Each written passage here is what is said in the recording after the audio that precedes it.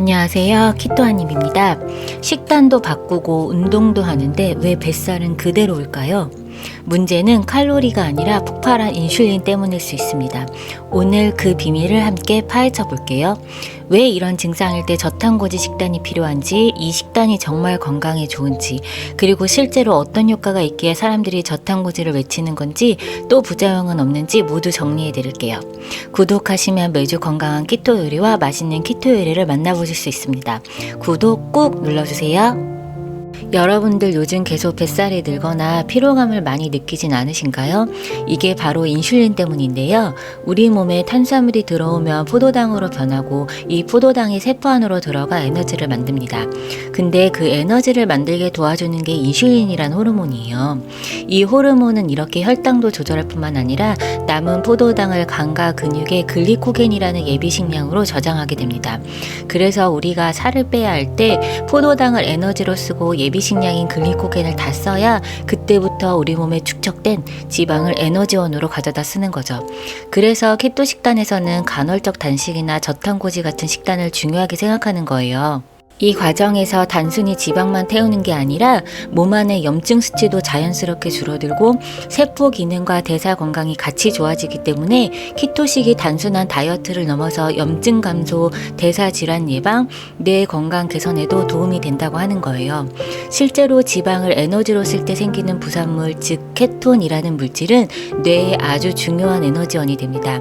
그래서 저도 저희 아이 건강을 위해 지금 키토식에 도전하고 있어요.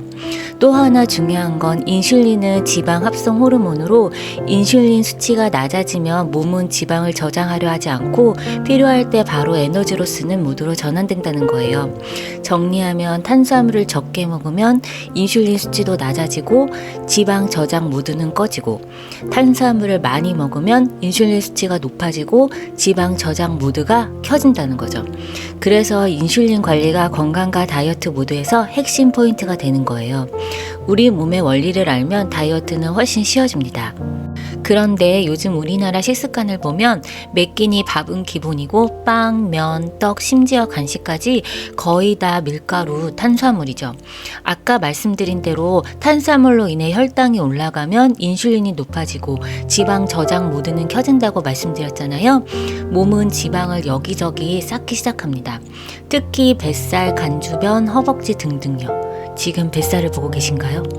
그런데 문제는 이게 일시적인 현상이 아니라 인슐린 수치가 계속 높게 유지되다 보면 세포들이 점점 인슐린에 반응하지 않게 된다는 거예요. 쉽게 말해 세포가 인슐린에 무뎌진 상태, 즉 고장난 상태, 바로 인슐린 저항성이에요. 이 말은 지겹도록 들어보셨죠? 이 상태가 되면 당뇨, 지방간, 치매, 고혈압, 만성염증, 끝도 없는 질병의 원인이 됩니다. 이 상태가 되면 포도당은 혈액 속에 충분히 떠다니는데도 세포는 에너지를 제대로 받아들이질 못해요. 그래서 몸은 피로하고 세포는 에너지가 부족한데 뇌는 그걸 배고픔으로 착각해서 계속 탄수화물을 먹는 거죠. 결국 탄수화물 중독, 그리고 피로감, 체중 증가, 만성염증까지 함께 나타나게 되는 겁니다. 하지만 이런 상황에서도 간헐적 단식이나 저탄고지를 실천하게 되면 몸은 완전히 다른 방향으로 방향을 바꾸기 시작합니다. 세포는 다시 에너지를 잘 받아들이기 시작하고 노화 속도는 늦춰지고 몸 안의 염증은 점점 줄어들고 뇌세포와 신경세포도 보호를 받게 됩니다. 이렇게 보면 저탄고지식은 단순히 살을 빼기 위한 식단이 아니라 뇌 건강, 신경보호, 세포 회복까지 돕는 진짜 건강한 식사법이라는 걸 알 수 있어요.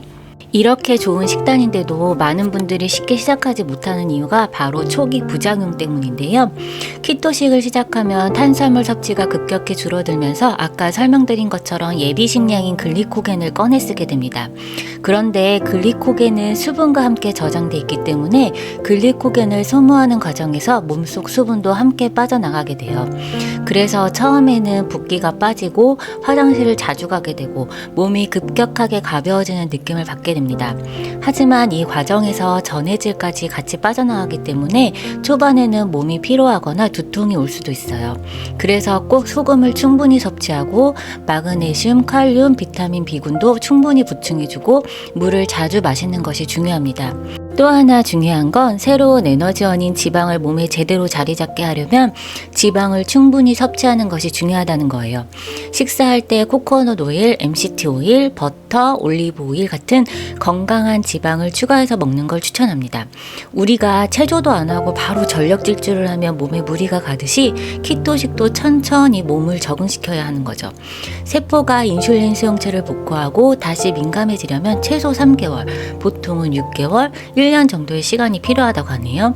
그래서 저는 지나치게 급격하게 엄격한 키토식을 시작하기보다는 조금 더 유연하게 접근하는 것을 추천드려요. 몸이 적응하는 동안에는 포만감을 위해 충분한 지방을 먹고 칼로리를 너무 세세하게 계산하지 말고 때로는 치팅데이도 가지면서 스트레스 없이 유지하는 게 훨씬 중요합니다. 그리고 갑자기 무리하게 해서 변비, 생리불순, 탈모를 겪는 분들도 계신데 아직 몸이 준비가 안 된 건데 무리하게 진행한 것일 수 있어요. 지속 가능한 식습관으로 천천히 몸을 바꿔가는 것, 이게 진짜 건강한 저탄고지식의 시작이라고 생각합니다. 또 하나 중요한 건 대체자를 찾는 거예요. 언제까지 맛있는 빵을 아예 안 먹을 수는 없잖아요. 요즘은 아몬드 가루나 코코넛 가루로 만든 맛있는 건강한 빵들도 많으니까 그런 대체 식품을 활용하면서 즐겁게 식단을 유지하는 것도 가능하다고 생각해요. 제 다른 컨텐츠를 참고해 보시면 건강한 빵들도 많이 소개시켜 드렸으니 참고 부탁드려요. 그리고 이건 제 경험인데요. 사실 진짜 배가 고파서 먹는 경우보다 그냥 심심해서 먹거나 아침, 점심, 저녁 때가 되면 먹는 경우예요. 특별히 배가 고프지 않는데도 습관적으로 먹는 거죠. 내 몸이 진짜 음식을 원할 때 먹는 거예요. 제가 이렇게 해보니 진짜 원할 때는 하루 한 끼, 많으면 두 끼면 충분하더라고요. 그리고 배가 어느 정도 찼으면 그만 먹는 거예요.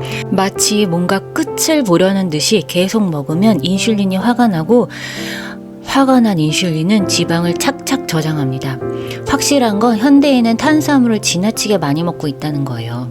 이걸 조금만 의식하고 조절해도 몸은 정말 빠르게 변하기 시작합니다. 오늘은 저탄고지식이 왜 건강한지에 대해 알아보았습니다. 오늘의 주제는 밥만 먹다 돼지 된다잉. 기회가 되면 다음엔 키토식에 좋은 식재료 탑 10도 알아볼게요. 앞으로도 좋은 키토 식단, 좋은 정보로 찾아뵐게요. 구독하면 또 만날 수 있어요. 또 만나요.